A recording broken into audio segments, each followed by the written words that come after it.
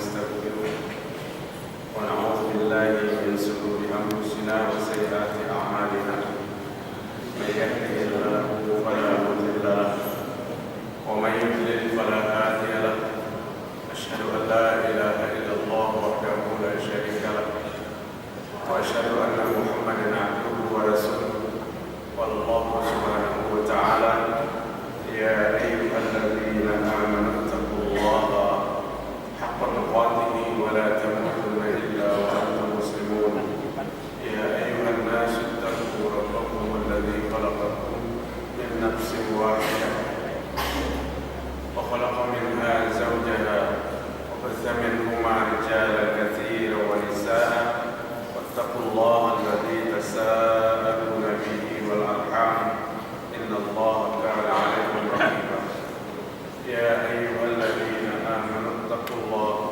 وقولوا قولا سديدا يصلح لكم أعمالكم ويغفر لكم ذنوبكم ومن يطع الله ورسوله فقد فاز فوزا عظيما فإن أصدق الحديث كتاب الله خير الهدي هدي محمد صلى الله عليه وسلم وشر الأمور محدثاتها وكل محدثة بدعة وكل بدعة ضلالة وكل ضلالة في النار.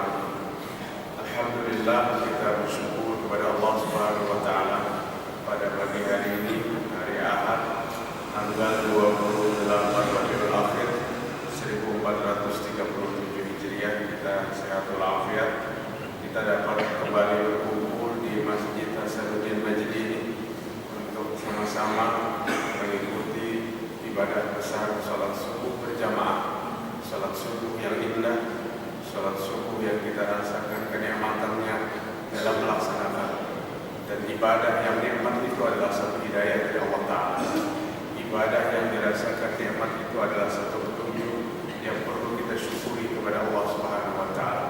Bagaimana seseorang yang merasakan jenuhnya ibadah, bagaimana seseorang yang merasakan bosannya dalam beribadah, sehingga apa yang dia lakukan dalam ibadah sholat tentu dia lakukan dengan seadanya tanpa berpedoman kepada petunjuk-petunjuk ibadah yang diajarkan oleh baginda Rasul sallallahu alaihi wasallam.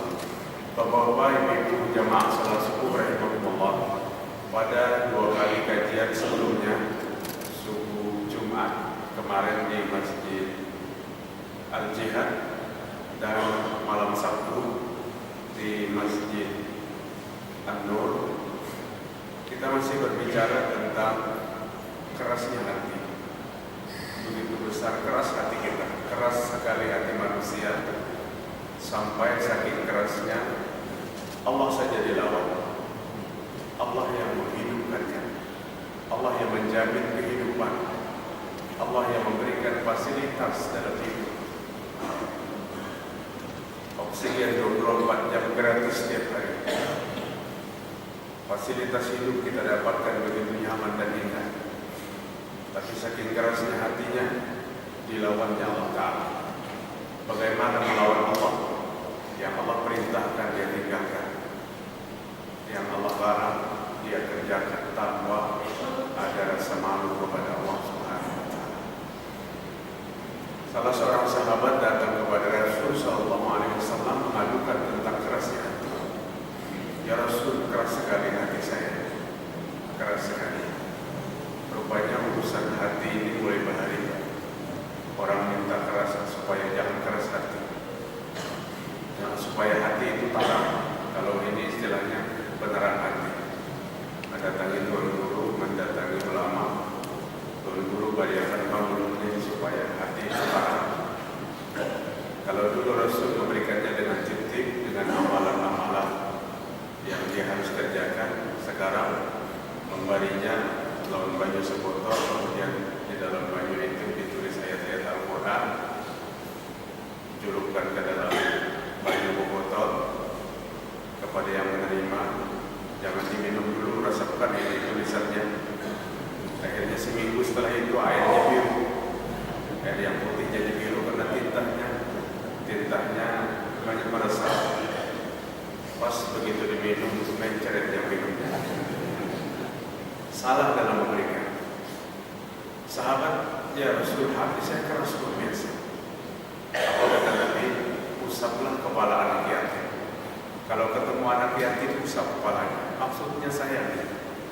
kasihi, watimul miskin, dan beri makanlah orang-orang miskin.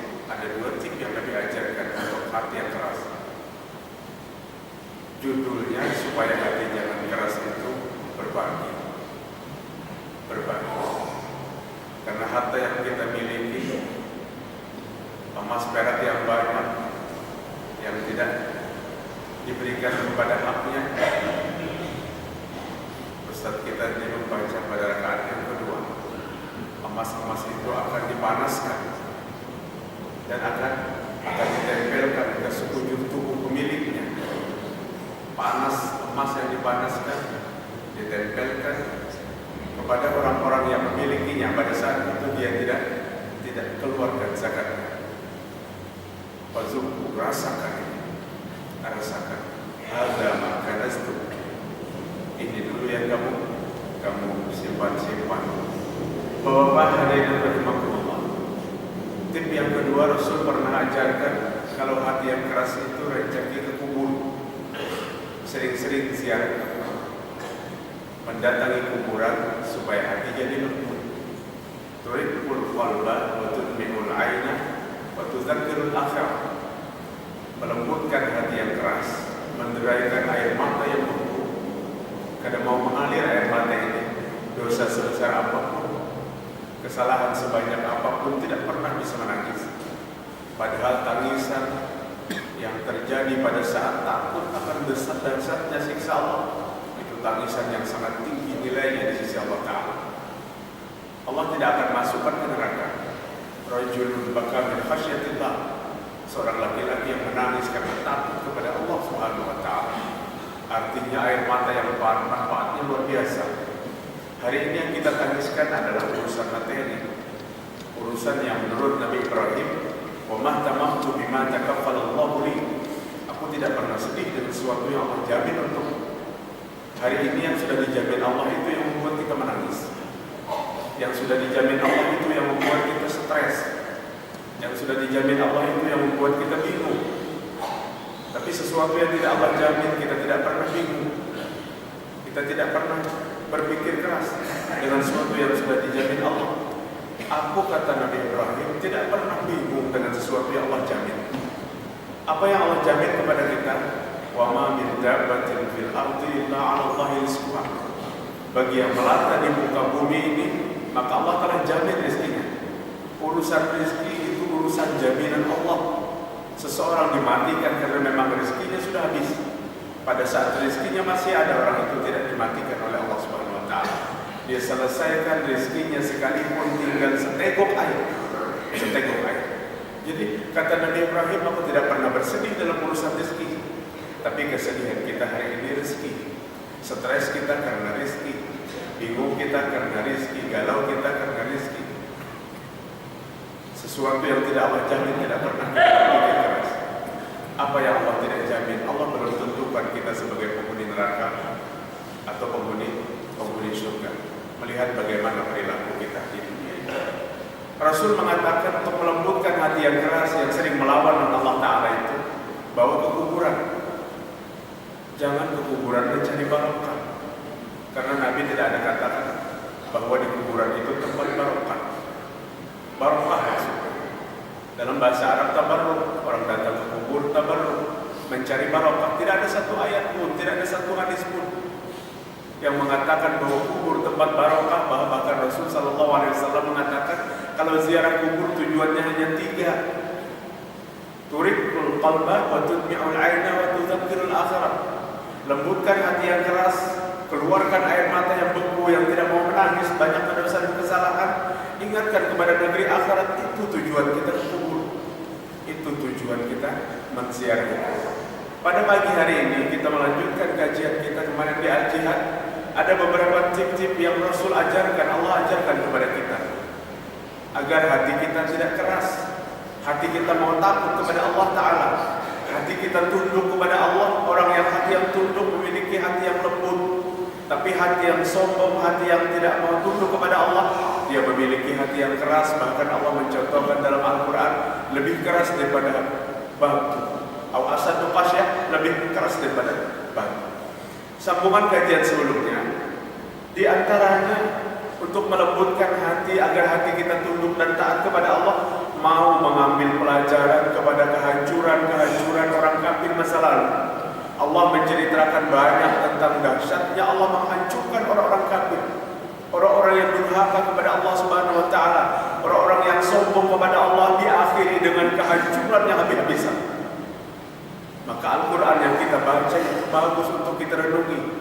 Al-Quran itu hanya berisi perintah dan larangan, cerita masa lalu, cerita akan datang, dan apa yang kita lakukan sekarang. Semua landasan hukumnya dari Al-Quran. Dan apa yang Al-Quran ceritakan itu adalah sebuah cerita yang pasti benar.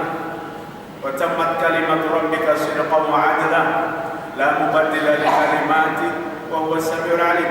Sempurna Al-Quran, sempurna kalimat Allah Subhanahu wa taala, dan apa yang Allah ceritakan dalam Al-Quran itu sidqan, satu cerita yang pasti benar, satu kejadian yang nyata,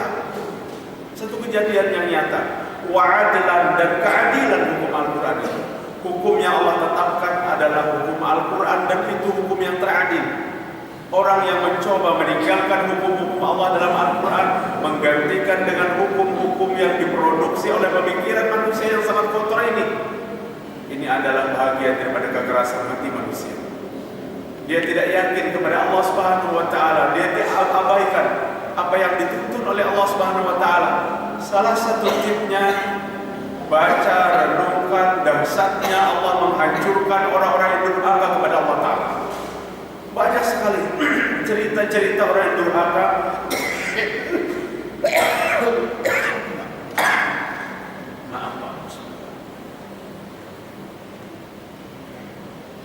Di dalam surah Hud ayat 82-83 Allah berfirman, "Falamma jaa'a amruna ja'alna 'aliyaha safilaha wa amtarna 'alaiha hijaratan min sijilin mamdud musawwamatun 'inda rabbik wa ma hiya minadh zalimin biba'id." Allah menceritakan tentang dahsyatnya siksa Allah terhadap kaum Lut, kaum Nabi Lut, di mana puncak kejahatannya mereka tidak berselera kepada perempuan-perempuan dan mereka melampiaskan nafsunya dengan sesama jenis. Ini sangat dilarang. Pelakunya lebih besar daripada perzinahan hukumnya. Ini dilakukan. Pemberitahuan Allah lewat Rasulnya Nabi Lut alaihissalam diabaikan, dan dia lakukan itu, puncaknya Allah binasakan mereka. Tatkala datang azab dari kami, kata Allah, kami jadikan negerinya itu terbalik. Nah, kayak kita membalik piring, yang di atas ke bawah, yang di bawah ke atas. Kami balik negerinya kaum Lut itu. Wa amtarna 'alaiha hijarah, kami hujani mereka dengan batu-batu. Kalau hujannya air, nyaman. Itu pun kalau kebanyakan bencana. Tapi Allah menghujani kaum Lut itu dengan batu-batu, dengan tanah-tanah min sijilin mamdud yang terbakar, tanah-tanah yang panas, batu-batu yang panas, sehingga pada saat tanah yang dilemparkan itu menimpa kepada seseorang, maka terbakar hangus. Dan tanah dan batu yang digunakan untuk menghujani itu musawwamatun 'inda rabbik, tercatat dari Allah Ta'ala, jadi tidak nyasar. Nauzubillah, luar biasa. Allah menceritakan, jadi sekian ribu manusia dilempari dengan batu dan paket batunya khusus. Ini tertulis nama pelaku. Waduh, jika sekarang nauzubillah kita berlindung. Ini jadi pelajaran bagi kita. Dilempari dengan batu-batu yang tidak pernah nyasar kepada yang lain. Wa ma hiya minadh dhalimin biba'id. Dan siksa itu tidak jauh dari orang-orang yang zalim terhadap Allah Subhanahu wa taala. Allah membinasakan kaum Nabi Syuaib. Apa perilakunya? Curang. Berdagang takaran dikurangi, timbangan dikurangi. takaran dikurangi, timbangan dikurangi. Dakwah Nabi Syuaib meluruskan ini tidak mampu, makin merajalela kecurangan. Di zaman Rasul di Madinah pernah diturunkan ayat seperti ini pada saat Nabi keluar dari sebuah pasar yang Nabi menyaksikan kecurangan itu. Allah menurunkan kepada Nabi, wailul lil mutaffifin alladzina idza talu 'alan nasi yastawfun wa idza kaluhum aw wazanuhum yukhsirun. Celaka orang yang curang, yang apabila dia menjual kepada orang lain takaran dan timbangannya dikuranginya, apabila dia membeli dengan orang lain minta dibanyaki takaran timbangannya. Ini pemikiran orang yang curang. Nabi sedih melihat orang-orang yang ada di pasar pada saat itu. Turun ayat ini Nabi sampaikan kepada mereka, tapi selesai. Jadilah para pedagang di Madinah pedagang yang jujur, karena dia menerima ayat ini dari Allah Subhanahu wa Ta'ala. Hari ini ayat-ayat seperti ini di hadapan kita disampaikan. Masuk telinga kanan, keluar telinga kiri. Perilaku tetap kita lakukan. Kecurangan seperti ini Allah Subhanahu wa Ta'ala timpakan kepada mereka gempa. Fa'akhadhathumur rajfah. Fa'akhadhathumur rajfah fa'asbahu fi darihim jasmin. Maka ditimpakan gempa kepada mereka, maka jadilah mereka mayit-mayit yang bergelimpangan. Berhamburan mayit gempa yang Allah timpakan kepada mereka yang mendustakan Nabi Syuaib alaihissalam. Kepada mereka yang mendustakan Nabi Syuaib. Banyak cerita-cerita Allah menghukum, Allah membinasakan orang-orang yang durhaka masa lalu. Orang yang durhaka masa lalu kepada kita itu menjadi pelajaran. Karena apa yang Allah sampaikan kepada kita, apa yang Allah wajibkan kepada kita, satu kewajiban yang sebenarnya kita mampu memikulnya.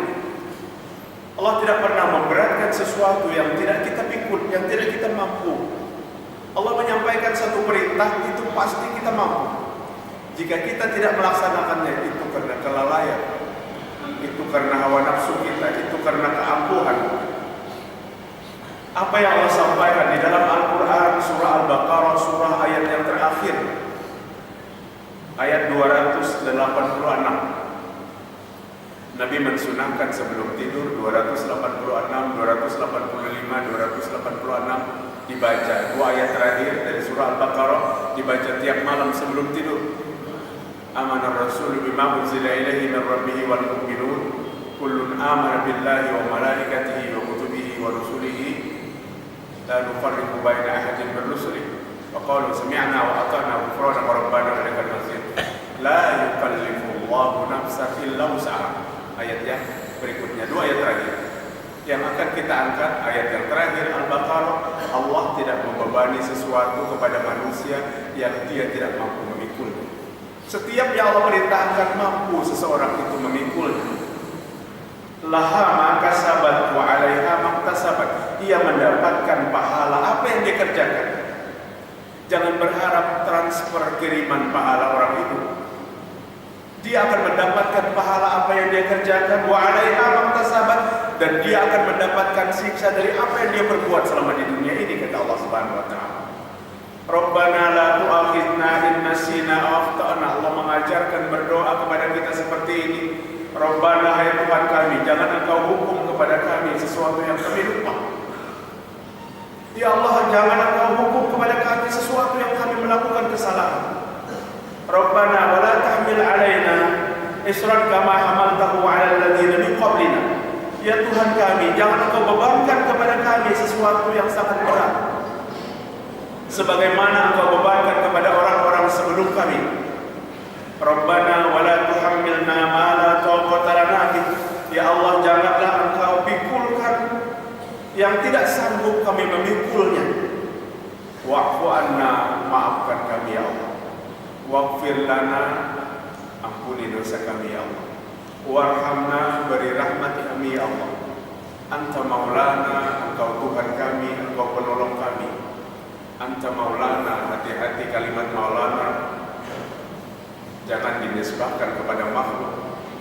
Anta maulana, Engkau Tuhan kami ya Allah, Engkau penolong kami ya Allah. Fansurna, tolonglah kami alal qaumil kafirin, dari kaum yang kafir. Sering kita mendengar kalimat Maulana itu dinisbahkan kepada Nabi Muhammad SAW. Jika Nabi itu penolong sebagai seorang makhluk, ya tidak apa-apa. Tapi kalimat anta Maulana pansurna, engkau penolong kami, engkau Tuhan kami Allah. Surah Al-Baqarah terakhir mengatakan Maulana itu identik kepada Allah Subhanahu wa taala. Allah Maha Penolong. Allah Maha Penolong. Jadi kalimat Maulana lebih baik untuk tidak dibebankan kepada nama seorang makhluk. Iya, jika Maulana itu penolong secara kemanusiaan tidak menjadi masalah. Kadang-kadang kita ingin menyanjung seseorang dengan sesuatu yang berlebih-lebihan, menjadikan hak Allah disejajarkan dengan hak manusia. Jadi tip yang pertama agar kita bisa lembut hati untuk taat kepada Allah Ta'ala, kita menjadi pelajaran, mempelajari, merenungi dahsyatnya Allah Subhanahu wa Ta'ala menyiksa orang-orang yang durhaka sebelumnya. Yang berikutnya, agar hati kita bisa lembut, mau tunduk dan taat, kita mengetahui dahsyatnya siksa. Sebesar apa siksa Allah itu? Sejauh apa Allah menyiksa kepada manusia? Dahsyat sekali siksa Allah. Tidak ada siksa yang lebih dahsyat daripada siksa Allah. Faqad ashabun Nabi sallallahu alaihi wasallam wujuhahum lahum haninun. Terisak sahabat Nabi menunduk mukanya, kemudian dia menangis setelah mendengar Nabi berkhutbah. Khutbah Rasulullah sallallahu alaihi wasallam khutbah ma sami'tu misluha qad qala law ta'lamuna ma a'lamu la dhahiktum qalilan wa la baqaytum katsiran. Kata Nabi sedang berkhutbah kepada sahabatnya, jika kalian mengetahui apa yang aku ketahui hari ini, maka kalian pasti sedikit sekali tertawanya dan banyak sekali nangisnya. Sedikit sekali tertawa dan banyak sekali menangis karena dahsyatnya siksa-siksa Allah. Sampai Rasul menyampaikan kalimat itu, para sahabat menutup mukanya dan menangis terisak-isak mengenang dahsyatnya siksa Allah itu. Hari ini kita sampaikan tentang dahsyatnya siksa dalam sebuah perbuatan yang digeluti oleh seseorang, bahkan ditantangnya urusan begitu kada mau dibawa-bawa lagi hari ini. Padahal agama itu berlaku sampai akhir zaman. Fattaqun nar allati waquduha an-nas wal hijarah wa a'iddat lil muttaqin. Takutlah dengan neraka yang bahan bakarnya manusia dan batu. Bahan bakarnya manusia dan batu Allah persiapkan kepada orang yang kafir. Pada ayat yang lain, qu anfusakum wa ahlikum nara wa quduha an-nas wal hijarah 'alaiha malaikatun ghilazun shidadun la ya'suna Allah ma amarahum. Jagalah dirimu, jagalah keluargamu daripada dahsyatnya api neraka yang bahan bakarnya manusia dan bahan bakarnya batu. La ya'suna Allah ma amarahum 'alaiha malaikatun ghilaz syidad. Di situ ditempatkan malaikat-malaikat yang ganas, malaikat-malaikat yang tidak pernah mengenal ampun atas perintah Allah Ta'ala. La ya'sunallaha ma amarahum, tidak pernah maksiat kepada Allah. Jika Allah perintahkan untuk menyiksanya, maka selama-lamanya dia siksa. Dahsyat sekali siksa Allah. Saking dahsyatnya siksa Allah, Rasul tidak pernah meninggalkan satu kali pun dalam sholat wajibnya, kecuali Nabi berdoa, Allahumma inni a'udzubika min azabi jahannam, Allahumma inni a'udzubika min azabil qabr, wa min azabin nar, wa min azabi jahannam, wa min azabin nar, wa min fitnatil mahya wal mamat, wa min fitnatil masiihid dajjal. Hadis diriwayatkan Imam Bukhari dan Muslim. Tiap waktu Rasul tidak pernah lupakan doa ini. Kenapa? Karena dahsyatnya siksa. Padahal Nabi adalah orang yang tidak disiksa. Nabi mengajarkan kepada kita untuk selalu berdoa, ya Allah, aku berlindung kepadamu daripada dahsyatnya azab kubur. Aku berlindung kepadamu daripada dahsyatnya azab neraka, daripada fitnah-fitnah kehidupan, daripada fitnah-fitnah kematian, dan daripada fitnah-fitnah dajjal. Membayangkan dahsyatnya siksa memotivasi kita untuk taat. semoga melembutkan hati kita. Tapi memang hati yang keras, nasihat-nasihat tentang siksa disampaikan malah diolok-olok, malah dianggap enteng. Ya, aku menunggu nanti malaikat melemparkan aja kejauhan, nyasar ke surga. Ini satu kalimat yang mengkhianati keimanan. Kalimat ini tidak perlu keluar bagi seorang yang beriman, karena orang yang beriman wajib mengimani 6 macam. Salah satu di antaranya beriman kepada malaikat yang tidak pernah keliru, yang tidak pernah salah dalam tugasnya. Kalau dia mengatakan biar aja masuk neraka, nanti menunggu malaikat melemparkan lewat ke surga, ini mengolok-olok kepada imannya sendiri. Dan ini perlu kesungguhan taubat kepada Allah Subhanahu wa taala. Bapak-bapak hadirin rahimakumullah. Tip yang berikutnya adalah mengetahui kemana kita kembali, kemana kita pulihkan. Kita kembali kepada Allah. Wa ilaihil masir, kepada Allah kita kembali. Kita harus tahu bahwa kita akan mati. Memang kita semuanya tahu, tapi kita lupa dengan kematian itu. Sehingga datangnya kematian saudara kita, datangnya kematian tetangga kita kaget luar biasa. Hanya dia sobat tadi ke beberapa daerah sudah mati, padahal kita sedang lupa mati pada saat itu. Kita kaget datangnya kematian karena kita sedang tidak memikirkan tentang mati. Jika kita memikirkan tentang mati, kita tidak kaget datangnya kematian. Karena kematian itu tidak pernah bisa ditunda. Kematian itu tidak pernah bisa maju. Kematian itu tidak pernah bisa dimundurkan. Ketentuan Allah yang berlaku, ajal kita sampai, terjadilah kematian. Mengingat kemana kita kembali, menyadarkan kita. Banyak orang yang sadar dengan diingatkan kepada kematian. Aksiru zikra hazimil ladzat, kata Nabi. Ingatlah kalian dengan sesuatu yang memutuskan kelezatan. Memutuskan kelezatan adalah al-maut. Yang manis sudah dirasa pahit, yang nikmat sudah dirasa tidak nikmat lagi, sehingga selera makan tidak ada karena putus kelezatan. Ingat ini. Dan puncak dari putusnya kelezatan adalah sebuah kematian. Mengingat kepada kematian membantu kita, menyadarkan kita, menghilangkan keras hati kita untuk tunduk dan taat kepada Allah Subhanahu wa taala. Bapak hadirin rahimakumullah, wa basyyiris sabirin, kata Allah. Berikan kabar gembira surga kepada orang yang sabar. Siapa? Alladzina idza asabatkum musibah qalu inna lillahi wa inna ilaihi raji'un. Yang apabila Allah timpakan musibah kepadanya, dia mengucapkan istarja, inna lillahi wa inna ilaihi raji'un. Seorang Allah Subhanahu wa taala bertanya kepada malaikat. Kata Allah Subhanahu wa taala, apakah engkau cabut anak salah seorang hamba, seorang hamba yang memiliki anak kecil, dan dicabut malaikat nyawa anaknya dan meninggal? Apakah kau cabut nyawanya? Kata malaikat, betul ya Allah, na'am, kami cabut nyawanya. Engkau telah mencabut sesuatu kesayangan seorang hamba, belahan jiwa seorang hamba. Bagaimana, kata Allah, pada saat nyawa anaknya dicabut? Kayak apa reaksi orang tuanya? Maka malaikat mengatakan, ya Allah, dia mengatakan inna lillahi wa inna ilaihi raji'un. Dia mengucapkan istarja. Kemudian dia memohon agar digantikan musibah itu dengan sesuatu yang lebih baik. Apa kata Allah Subhanahu wa taala kepada malaikat? Dia akan, orang tua itu, dia akan membuatkan sebuah rumah di surga. Dan rumah itu aku tulis di depan rumah itu dengan namanya, ditulis oleh Allah, Baitul Hamdi. Nama rumah Baitul Hamdi, rumah orang-orang yang memuji. Alhamdulillah. Bapak hadirin rahimakumullah. Datangnya musibah kepada kita siogianya menjadikan kesadaran bagi kita, dan kita mengingat kemana kita akan kembali. Semua kita akan dihadapkan kepada Allah Subhanahu wa taala.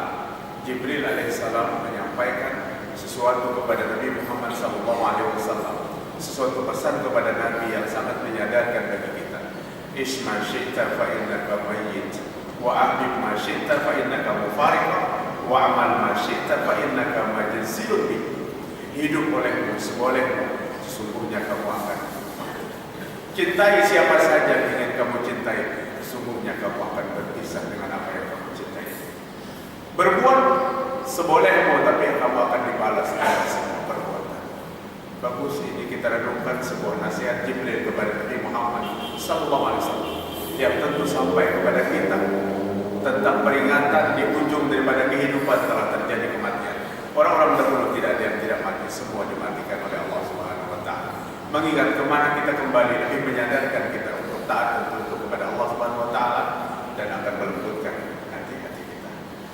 3 macam sebelumnya, 2 macam sebelumnya sudah kita sampaikan di Masjid Al-Jihad tentang bagaimana melembutkan hati, banyak-banyak mengkaji ilmu agama Islam, banyak-banyak memperdalam Al-Quran, banyak-banyak memperdalam As-Sunnah untuk kita bawa ke dalam